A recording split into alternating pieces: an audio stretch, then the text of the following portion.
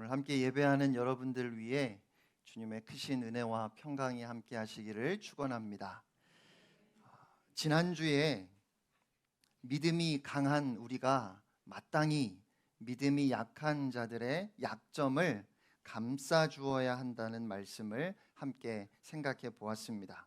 그러면서 아무리 생각해도 나는 믿음이 강한 사람이 아닌 것 같은데 우리의 모든 연약함을 대신 담당하신 예수님 때문에 약한 우리의 강함이 되시는 주님을 바라볼 때 우리는 얼마든지 믿음이 약한 지체들의 약점을 담당하는 사람, 자신을 기쁘게 하지 않고 이웃의 기쁨을 위해 살아가는 사람, 선을 이루고 덕을 세워가는 사람이 될 수 있다는 것을 깨달았습니다.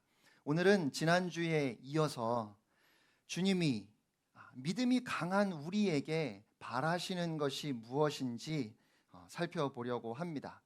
마태복음 7장을 보면 산상수훈의 마지막 결론으로 예수님께서 두 명의 건축자, 즉 반석 위에 집을 짓는 사람과 모래 위에 집을 지은 사람에 대해서 말씀하셨지요. 여러분, 모래 위에 집을 지은 사람은 그 집이 쉽게 무너질 것을 알면서도 엉터리로 집을 지은 사람은 아닙니다. 그 사람은 아마도 가장 쉽게, 가장 빨리 효율적으로 집을 지으려고 했을 겁니다. 그리고 사실은 반석 위에 집을 짓는 것보다 모래 위에 집을 짓는 것이 훨씬 쉬워요. 우리 교회 본당이 중위층도 그렇고 천장이 좀 낮지요. 왜 그런지 아십니까? 원래 저희 교회 설계대로라면 지금보다 1m를 더 팠어야 돼요. 그런데 땅을 파다 보니까 아주 커다란 바위가 이 밑에 있어요. 글쎄요, 요즘 같으면 그 바위도 깨뜨렸을까요? 쉽지 않을 것 같습니다. 그런데 37년 전에는 바위를 깨고 지하를 파는 것이 참 어려운 일이었습니다. 그래서 중위층 저 뒤쪽은 키 큰 분들이 쓰시면 머리가 좀 닿을 만큼 천장이 낮지요? 그러니까 반석 위에 집을 짓는 건 어려운 일이고 모래 위에 집을 짓는 것이 훨씬 쉬워요. 사람들은 모래 위에 집을 지은 사람을 찾아와서 어떻게 이렇게 빨리 집을 지었느냐고 감탄했을 것이고 참 능력 있는 사람이라고 똑똑하다고 칭찬했을 겁니다. 그러니까 두 건축가가 지은 두 집의 차이는 어떤 재료를 썼는가도 아니고 어떤 건축 공법을 썼는가 하는 것도 아니고 어느 집이 더 튼튼하게 지어졌는가 하는 것도 아닙니다. 여러분, 이 두 집의 성공과 실패를 나누는 변수가 무엇인지 아십니까? 얼마나 빨리 지었는가도 아니고 얼마나 큰 집을 지었는가도 아니에요. 그 변수는 바로 홍수입니다. 홍수만 나지 않는다면 모래 위에 집을 지은 사람이 더 지혜로운 사람이에요. 훨씬 쉽다니까요. 훨씬 적은 힘으로 빨리 집을 지을 수 있어요. 그런데 홍수가 있기 때문에 문제가 되는 겁니다.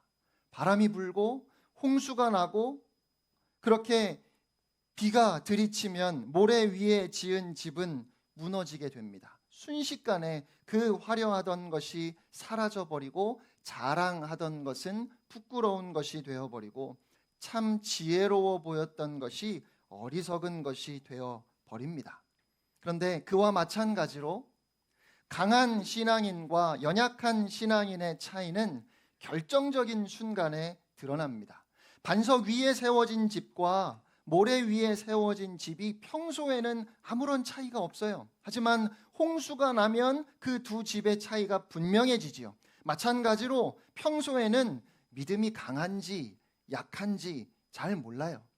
하지만 당장 내 앞에 막대한 이익을 볼 수 있는 기회가 있는데 그냥 양심의 소리 한번 무시하면 이 모든 것이 다 내 것이 될 수 있을 때, 혹은 생각지도 못했던 뜻밖의 환난이나 고난이 우리를 찾아올 때, 정의와 불의의 갈림길에서 하나를 선택하지 않으면 안 될 때, 믿음이 있는지 없는지, 그 믿음이 강한지 약한지 판가름 나게 됩니다. 그래서 우리는 반석이신 그리스도 위에 집을 지어야 합니다. 홍수에도 결코 무너지지 않을 집을 지어야 하는 겁니다. 하나님의 말씀을 의지해서 그 말씀에 순종함으로 계속해서 믿음이 더 성숙한 사람으로 자라가야 하는 겁니다. 남의 짐이 더 가벼워 보인다는 말이 있습니다. 사람들은 언제나 자기가 지고 있는 짐이 제일 크고 제일 무거워요.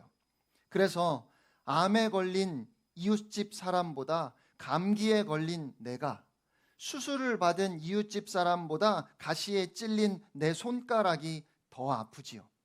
그래서 우리는 다른 사람에게 문제가 생겼을 때 왜 이렇게 안 했느냐고, 성경에 다 나와 있는데 하나님의 말씀대로 왜 살지 않았느냐고 쉽게 이야기합니다. 그런데 막상 똑같은 문제가 나에게 닥쳐오면 다른 사람에게 이야기했던 그대로 나는 살지 못하는 경우가 허다합니다.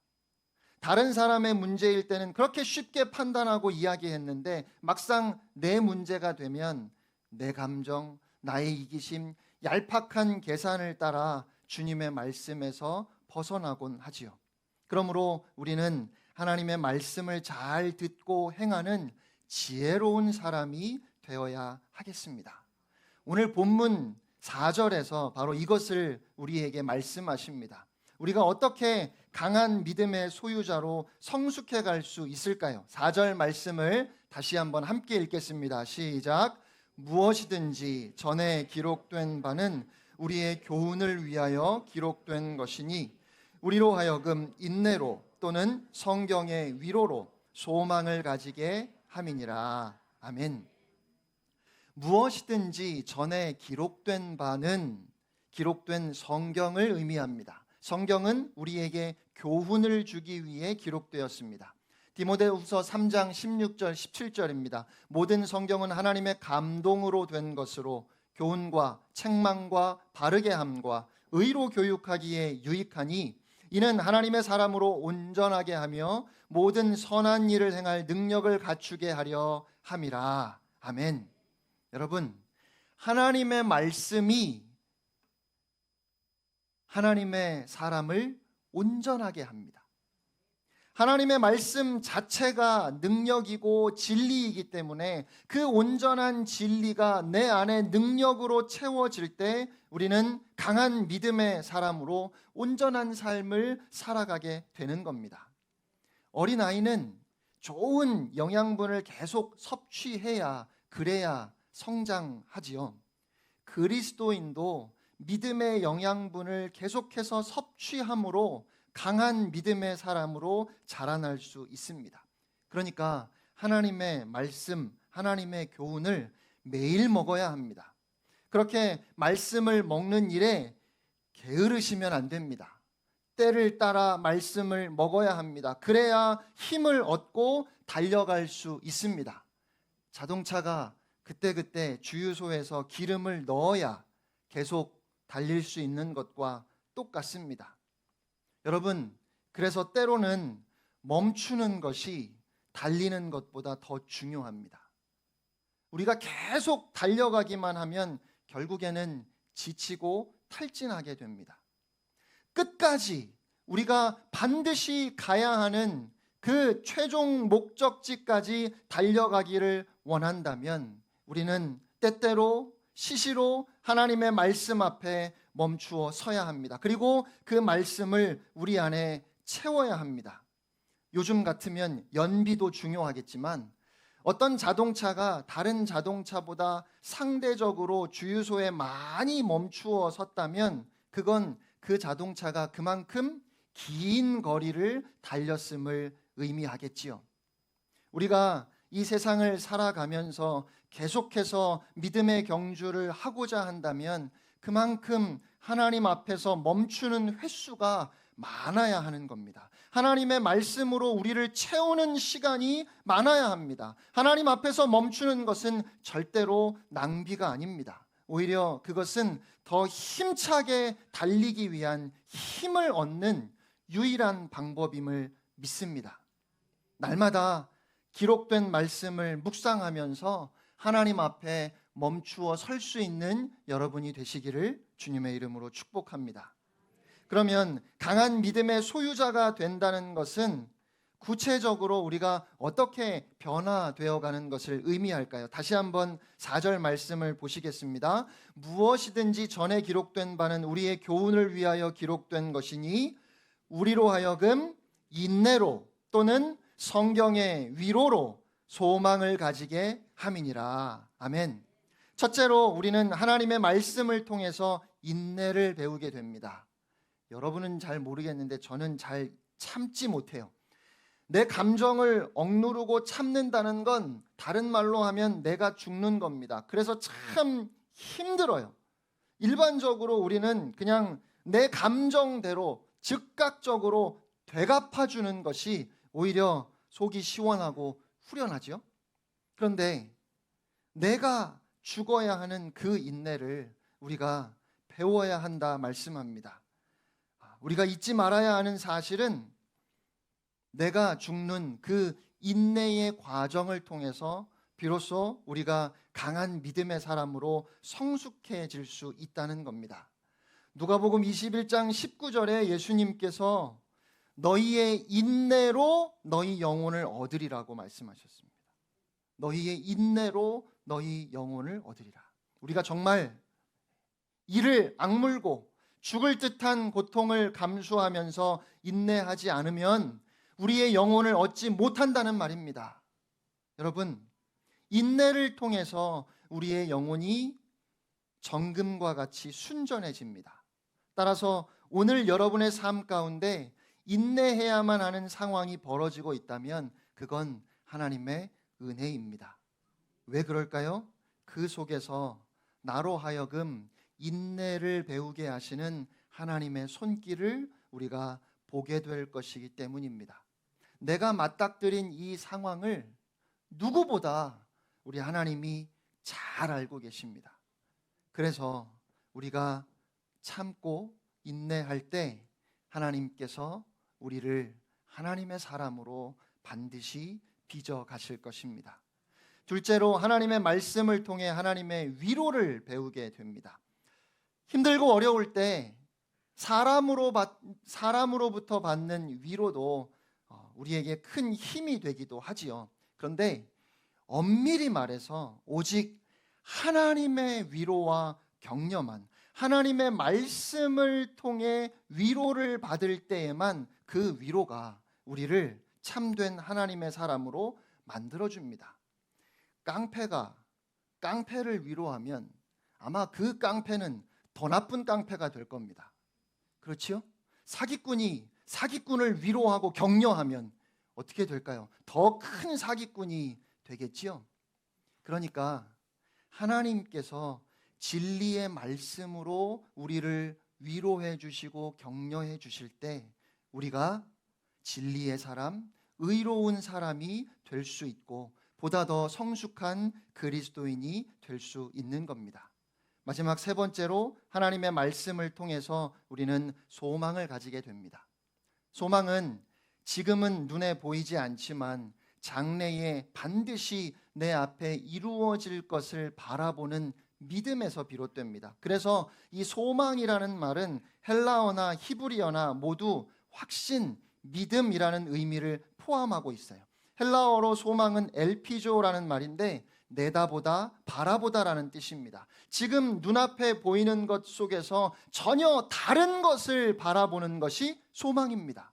지금 나의 삶이 아무리 곤고하다 할지라도 나와 함께 하시는 하나님께서 내 안에 이루어 가실 새로운 미래를 바라보는 것이, 내 인생의 실상을 바라보는 것이, 그것이 곧 소망입니다.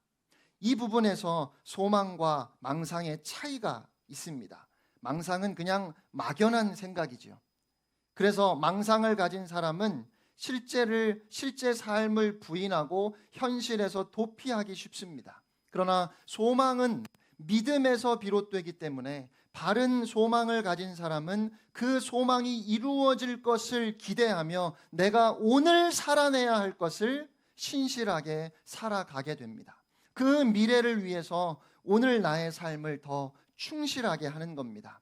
언제나 나와 동행하시고 나를 인도하시고 내가 생각하지도 못하는 것으로 나의 삶을 채우시고 예비하시고 지켜주시고 책임져 주시는 하나님을 매일 바라봄으로 우리는 소망의 사람들이 될 수 있습니다. 그러면 하나님께서 말씀을 통해 인내를 배우고 위로를 받고 소망을 갖게 하시는 목적은 무엇일까요? 5절, 6절 말씀을 함께 읽겠습니다. 시작. 이제 인내와 위로의 하나님이 너희로 그리스도 예수를 본받아 서로 뜻이 같게 하여 주사 한 마음과 한 입으로 하나님 곧 우리 주 예수 그리스도의 아버지께 영광을 돌리게 하려 하노라. 아멘.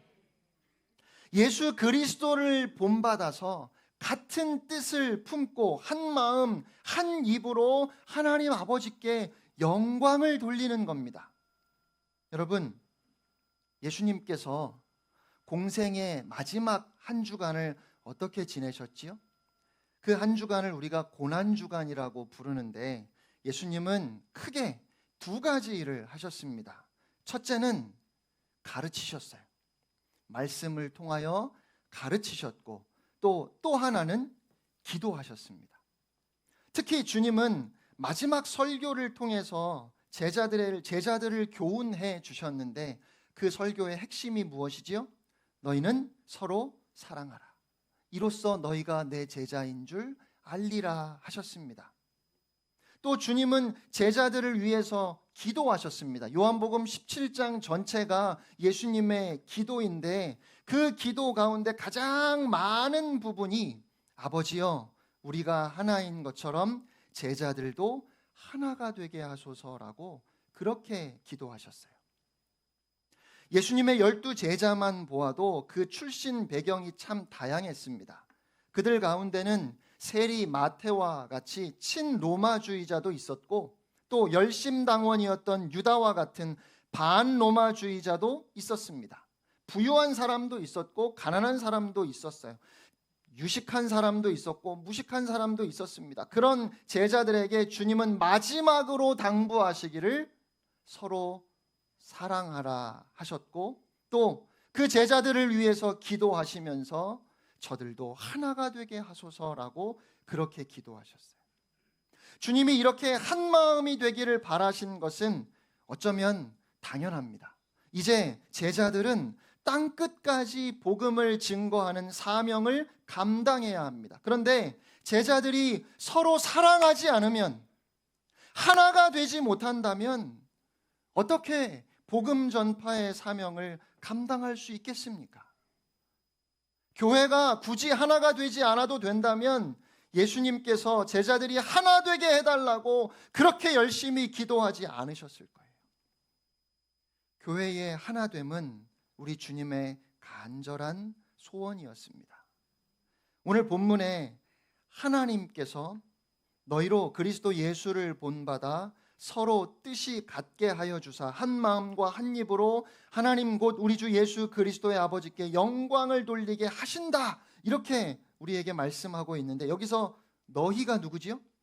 로마 교회 성도들, 하나님이 서로 뜻이 같게 하신 사람들입니다. 그런데 앞에 본문을 생각해 보면 이 너희 안에는 믿음이 강한 사람도 있고 믿음이 약한 자도 있어요.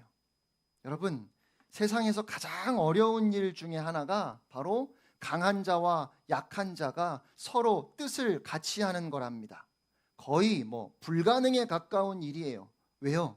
강한 자의 교만과 약한 자의 열등감이 부딪히면 도저히 타협점을 찾을 수가 없는 그런 어려운 상황이 벌어지게 마련이지요. 그런데 세상에서 그보다 더 어려운 일이 하나 더 있대요. 뭘까요? 종교적인 신념을 가지고 서로 대립하는 경우입니다.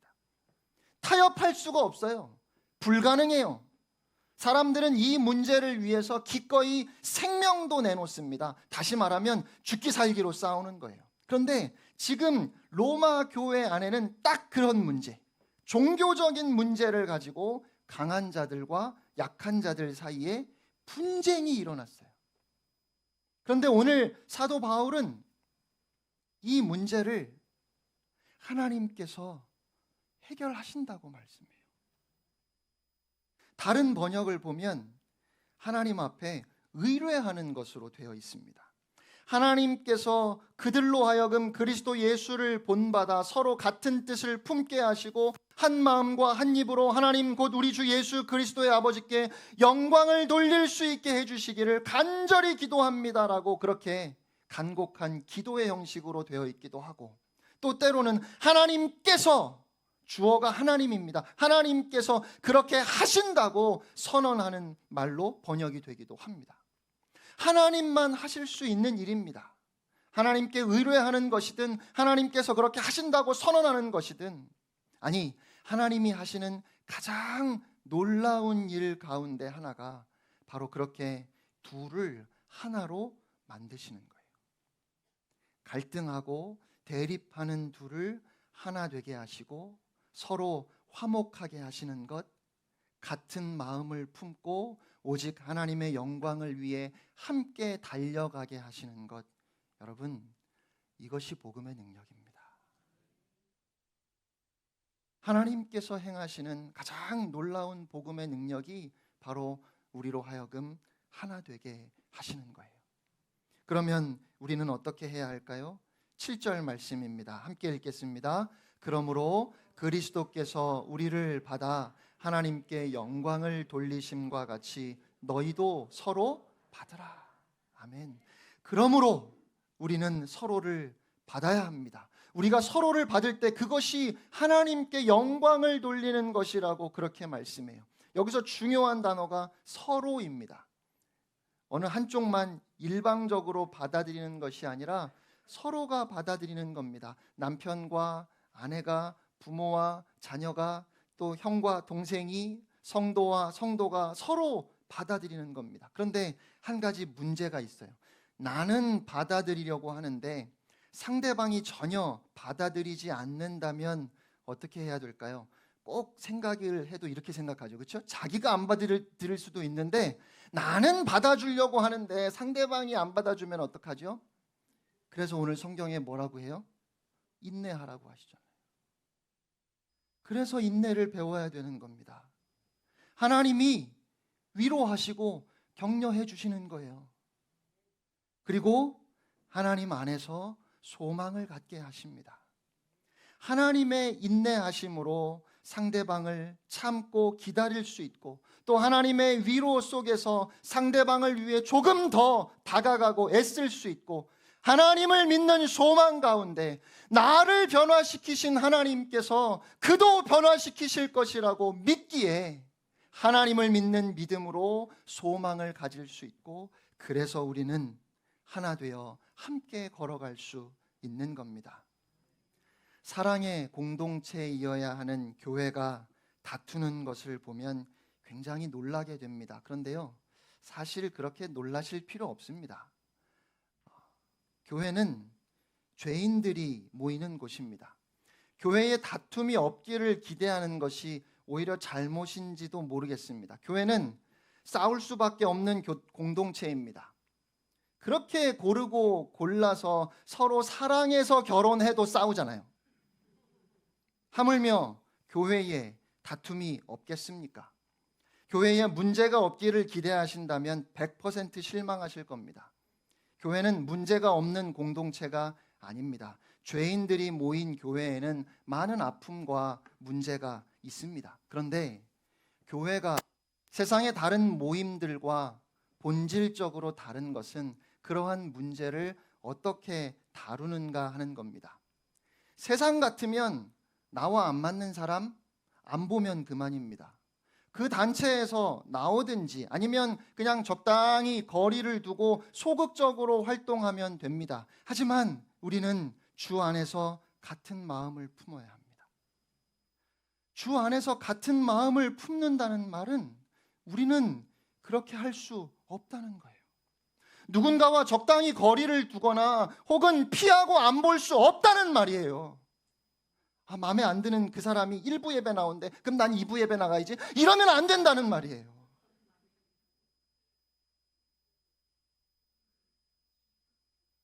주님께서 십자가로 모든 막힌 담을 허무셔서 하나님과 사람 사이에 그 담을 허무셨을 뿐만 아니라 유대인과 이방인 사이에, 사람과 사람 사이에 모든 막힌 담을 주님이 주님의 몸으로, 다시 말하면 그리스도의 생명으로 헐어버리셨고, 그래서 우리가 그리스도 안에서 한 몸이 되게 하셨기 때문에 한 몸의 지체인 우리는 같은 뜻을 품고 서로를 받아줌으로 하나님께 영광을 돌려야 하는 겁니다.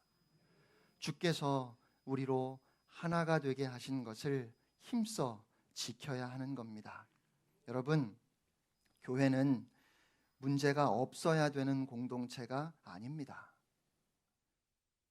우리 같은 사람들이 모여 있는데 어떻게 문제가 없겠습니까? 다른 사람 이야기할 것 없이 나 자신을 한번 보십시오. 저 같은 사람이 목사인데 문제가 없겠습니까? 그런데 그 문제를 다루는 방식이 세상과는 전혀 다른 거예요. 우리가 무엇 때문에 연합하고 무엇 때문에 내 주장, 내 고집을 내려놓고 상대방의 말에 귀를 기울이는지, 우리는 무엇 때문에 절대로 포기할 수 없고 이 공동체 안에서 끝까지 앞으로 나아가려고 하는지, 여러분, 그것이 중요합니다. 오직 하나님 아버지께 영광을 돌리기 위해서, 그리스도께서 하나님의 영광을 위해 우리를 다 받아주신 것처럼 이제 우리도 서로를 받아주어야 합니다. 그것이 교회의 교회됨입니다. 우리의 믿음이 강해진다는 것은, 우리가 성숙한 그리스도인으로 자라간다는 건 마음이 커지는 것을 의미합니다. 마음이 커진다는 건 그만큼 더 많은 사람들을 받아들일 수 있다는 의미겠지요. 그러니까 신앙의 연륜이 더해질수록 우리 안에 더 많은 사람들이 함께하는 것이 당연합니다. 그런데 믿음의 연수는 오래되었는데 여전히 혼자라면 나의 신앙을 점검해 볼 필요가 있습니다. 역할이 다르고 사명이 달라서 각자 흩어져 다른 곳에서 일할 수 있습니다. 하지만 중요한 것은 어떠한 경우에든지 우리는 그리스도 안에서 서로를 받아줄 수 있어야 합니다. 그렇게 우리가 그리스도의 사랑으로 하나가 되었음을 세상에 보여줄 수 있을 때, 주님이 우리에게 위임하신 땅끝까지 복음을 증거하는 그 사명을 비로소 감당할 수 있을 겁니다. 우리가 서로를 받아줄 때, 그때 다시 한번 우리는 부흥을 경험하게 될 것을 믿습니다. 사랑하는 성도 여러분, 교회 안에도 아픔이 있습니다. 하지만 어떤 아픈 순간이 우리에게 오더라도 주 안에서 같은 마음을 품읍시다. 다른 지체들을 돌아보고 그 지체의 연약함을 내가 대신 지어 주어야 합니다.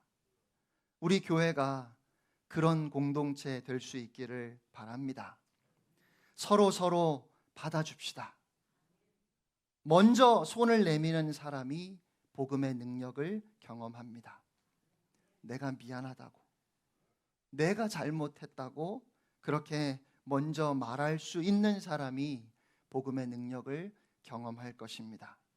그동안 혹시 여러분이 못마땅하게 생각했던 그 지체를 찾아가서 그냥 따뜻한 사랑의 말 한마디를 건넬 때, 그때 우리는 복음의 능력을, 놀라운 부흥을 경험하게 될 것입니다. 하나님이 허락하시는 새로운 한 주간도 그렇게 서로를 받아주며 복음을 살아내는 여러분 모두가 되시기를 주님의 이름으로 축원합니다. 함께 찬양하겠습니다.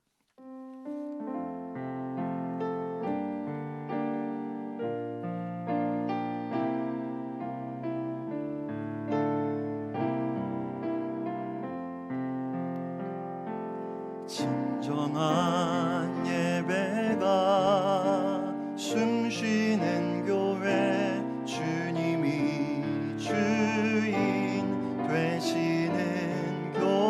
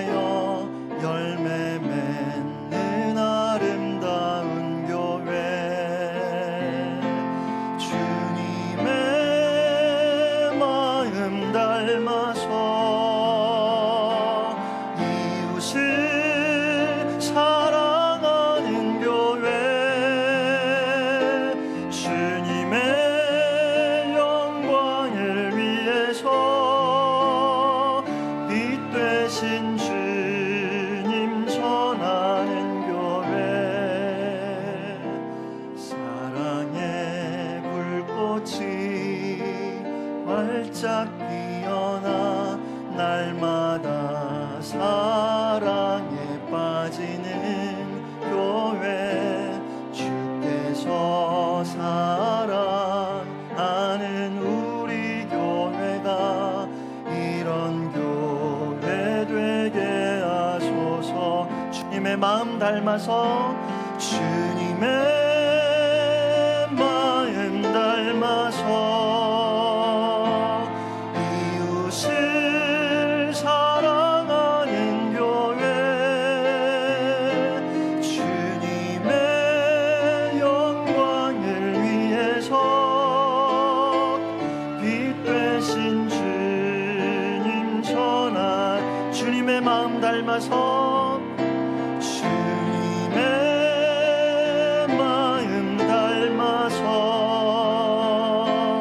이웃을 사랑하는 교회 주님의 영광을 위해서 빛 되신 주님 전하는 교회 사랑의 불꽃이